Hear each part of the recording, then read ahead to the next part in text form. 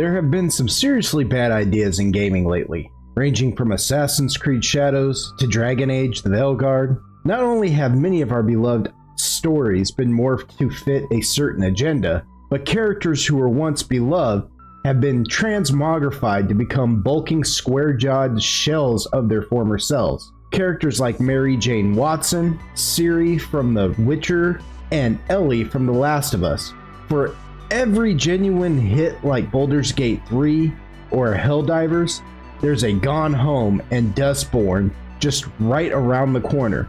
And while BG3 got the recognition it so rightfully deserved, there are many games out there who are being brushed aside for not spouting the correct political ideology, like Gone Home and Dustborn have. Despite the fact that a silent movie about watching grass grow has more entertainment value than, say, Star Wars Outlaws, these games that have less value than used toilet paper seem to garner all these awards despite their sales in stores, leaving one to wonder, are video game awards determined by the player anymore? Regardless of the many travesties mentioned already, none seem as egregious as the up-and-coming Take Us North, a game where you play as an illegal breaking the law to enter a country without first going through the due process of earning citizenship.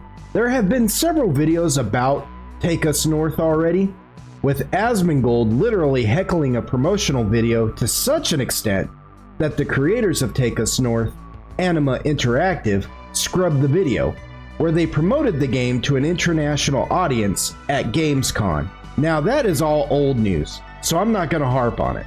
No, instead, I'm going to speak on the disingenuous rhetoric Anima Interactive's founder, Carla Reyes, uses talking about the heavy subject matter of illegals sneaking into the US, while also speaking on my personal experiences with said subject from an objective point of view, in hopes that I can give you, the audience, something to think about that so far no one seems to be pointing out.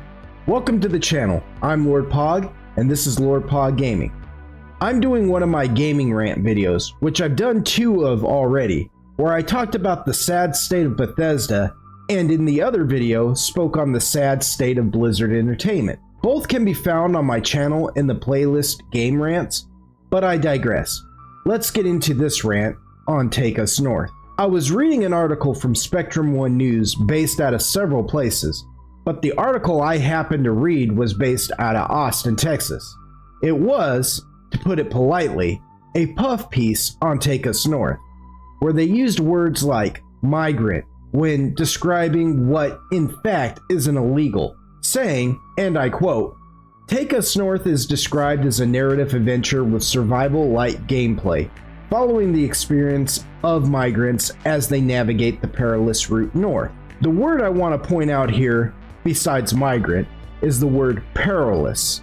A word like perilous is often used when describing something fraught with danger that can or will lead to a timely demise, full of risk and ruin. So basically the article already makes it sound like illegals traveling north to sneak into the US is the equivalent of taking the ring to Mount Doom or something, which in a very realistic sense, it actually is. I won't dispute that. Why I'm so hyper-fixated on the word perilous, however, is because of what's said further on in the article when Reyes herself said, often these guides, or coyotes, are stigmatized because they're associated with cartels or the drug trade, but there is a deeper reality and truth. To put that into perspective, Take Us North will follow one of the characters who's a coyote. If you don't know what one of those are, other than the canine breed, they are an individual who smuggles illegals across the border into the US. The reason Reyes brought up coyotes, and probably why Anima Interactive is working so hard to change their history, is because they are also known for human trafficking upon many other nefarious and horrible activity.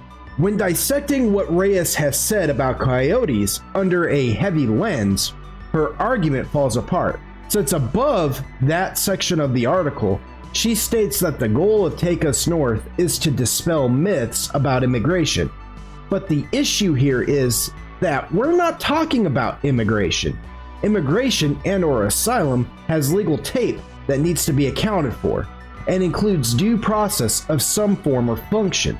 Illegal immigration, because yes, that's what she's actually talking about, but it's trying to be clever by leaving out the word illegal before the word immigration, saying that Anima aims to dispel the myths of what it takes for illegals to break the laws of another country, while simultaneously being in an interview where the interviewer uses a word like perilous, is on one hand counterproductive, while on the other it's what we call in the gambling circles a tell. Because there are many documented cases of coyotes taking money to smuggle the aforementioned illegals, then leading them out somewhere only to rob and execute the men and do worse to the women, then sell them off to the drug cartels for human trafficking. We know this because of the Freedom of Information Act that was first established in 1967, granting the public the right to know what their government and other agencies are doing. It sounds like a lot of red tape, but in all actuality, depending on what one wants to know, they can fill out a form and return it in request of said information. But there are a lot of websites and the like that function under the Freedom of Information Act who just hand out information without even being asked to. No red tape, no nothing. They themselves did all the legwork so you could just know. Ray is saying that coyotes are stigmatized, but there is a deeper reality and truth, without offering up any of said deeper reality or truths. Well, that's what is called in the gambling circles a bluff, because she is basically telling a lie in hopes that her audience is too ignorant to notice the inconsistencies in what is being said, and that her words are just flowery enough that they lull the audience into numb agreeance. Now, I say what most coyotes are doing because not every single one of them are out there taking advantage of illegals they are smuggling. However, that's not going to lead me to saying the sentence, not all coyotes are bad. After all, they are still breaking the law, and their actions are hurting an entire country economically. When it's all said and done, Take Us North is a very deceitful game, created by disingenuous developers in Anima Interactive. But despite my misgivings about Take Us North and Anima Interactive as a company, I actually do have an objective stance here, coupled with a first-hand perspective on illegal immigration. Growing up in the South and being of Mexican origin, I have known both illegal and lawful immigrants. Back when I was younger and the state of the US was much different, we had yet to leave our borders unlocked for just anyone to come into our house, as it were. There were some who, yes, fit the common trope that is being pushed today, which is to say, mainly criminals. Nowadays, we have an abundance of criminals sneaking into the country unchecked, or at the very least, for 4 years we did. Back then, however, most illegal and lawful immigrants were here to make a life outside the corrupt system of their home country. First, let's dispel the actual myth that it's only one type of illegal who is being deported. As in, if one only does their research, they'll see that these mass deportations aren't based upon race or ethnicity. Meaning that if you're here in the US illegally, then you're gonna get deported, and none of those above factors are gonna go into consideration. The only thing that is considered is whether or not you've earned the right to be here. As records show, many Muslims have posed as Hispanics and have snuck into the US through Mexico. I remember running into a guy at my job who asked me if I was one of them ISIS, and that if I was, I could go back to the desert. I had a much larger beard at that time, and this gentleman who was drunk, and not white, I should point out, mistook me for a Middle Easterner. I have also been mistaken for being part Asian before, and when I say Asian, I mean Chinese or Japanese. When I lived in Washington State, I had this teenager look at me amazed when he discovered I was Mexican, with him saying he thought I was half Chinese or Japanese or something. He too wasn't white. So the narrative that all white folk in the US are trying to deport Hispanics is a false one, since most of the white folk I know and have known could care less what my ethnic background is. Yet most of the immigrants I knew growing up, illegal or otherwise, found themselves stuck in a difficult system. The process for earning citizenship here in the US has become a swamp of muddy waters, mainly because of the mismanaging done on one particular side of the aisle or other. Both have taken such radical steps in dealing with it that if you are actually working class, then it takes years to accomplish. The left will grant new lawful immigrants years of no taxes, not being able to be taxed by the government, which keeps their credit score fair to good, but hurts the housing market. While the right puts high cost into paying into even beginning the process of earning citizenship, that the average working immigrant can't afford to pay it. I knew a gentleman a few years back who was twice my age, who had just finally earned his citizenship, and he had begun the process when he was half my age now. He too wasn't white, I might point out. That sounds ridiculous, but you can't circumvent this by just allowing people into the country undocumented either. If you had asked my friend what he thought about the invasion of illegals, he would have said, "I managed to earn it and make a life. So can they." And he has said that. Are all illegals criminals? No, of course not. But they are breaking the law, and a country is defined by its borders. So in a way, they are criminals, just not the violent kind. What Take Us North is, as a game, is propaganda that offers no explanations that, quote, dispel any of the notions of the issues surrounding immigration in the US, illegal or otherwise.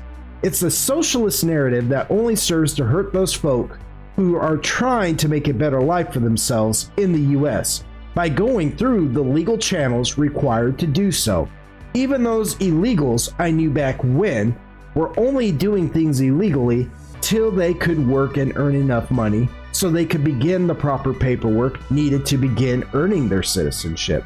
A game like Take Us North basically is spitting on the sacrifices made by those people who work so hard to become citizens, and pushes the idea that a handout is better than something earned. Yet loyalty, whether it be to the US or another country dealing with similar issues, is never granted by the receiver of a handout. As soon as the handouts stop coming, most will disregard whatever narrative they were being bribed to believe in to begin with. Think of it this way. When a person starts a job, they are told how to perform their job by their supervisor. Oftentimes, the new employee will wonder why they have to perform certain functions in said ways, because sometimes the task and steps to perform such tasks are taxing. Yet with enough endurance, trial and error, the employee comes to realize why things are done the way they are, and can even lead to believing or beginning to believe in the way things are done there, and believe in their work, take pride in it, as it were. It gives the employee a reason to understand why they get the paycheck they get. Yet if they were just given a paycheck with no services rendered, the second the money stopped coming in, they would care less about the quality of their work if they do any work at all.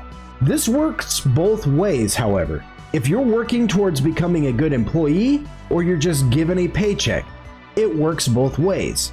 If there's no reward, then most people aren't going to do what's necessary to hold up their end of the deal. Yet if you're doing what is required, then you deserve the money given as a reward. While if you're only there to collect a handout without chipping in your time, skill, or manpower, then why should a reward even be received? Take Us North is painting this picture that just because one country has put in more time and effort into making its country a better place, that they are now obligated to basically give away their prosperity, even to its own detriment. I'm not saying that the US is a utopia. No, far from it. Trust me, folks. We've got a lot of problems here, but it's like my pop once told me. The freedom that we have in America is an illusion. It's an illusion of freedom. But even so, we are still the freest country in the world. Now, that can be disputed. I'm sure there are other people from other countries who would disagree with that sentiment. but you can understand the context of what my father was saying there.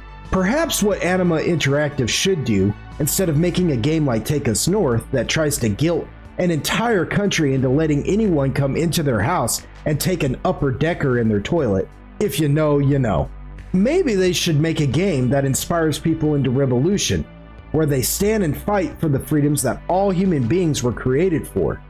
A game that spurns one to fix their own country, or at the very least, fight for it. Thank you all for joining me on one of my gaming rants. I know this was a sensitive topic, and I don't imagine everyone agrees with me on it. I don't do these rants often, only when I find something that I feel needs to be said. If you made it this far, thank you so much. Please like, share, and subscribe. Sign my guest book. That's what I call my comment section. Even if it's to tell me what an awful person I am for having the views that I have. I'm always open for the discussion. Just remember, I match energy. Ring my bell for notifications and join my Patreon for just $5. I did a watch party on there here recently with one of them old school gamers, Android, and we watched what I believe is the best Dungeons and Dragons movie ever. But it isn't actually a Dungeons and Dragons movie. It's Conan the Destroyer, which I've done a video on before explaining why it's the best D&D movie ever, and that can be found on the channel in my lore playlist. But we watched it, had a fun time, and did some commentary over it, so if that interests you, go ahead and check it out. Before I go, I want you Golden Wonders out there to remember, I love you all from my very heart and soul, and even if you don't always agree with me, that doesn't change that. Regardless of who you are, what you believe, or where you come from, I would fight any horde or foe by your side. You're always welcome in my lobby. Y'all come back now. Stay golden.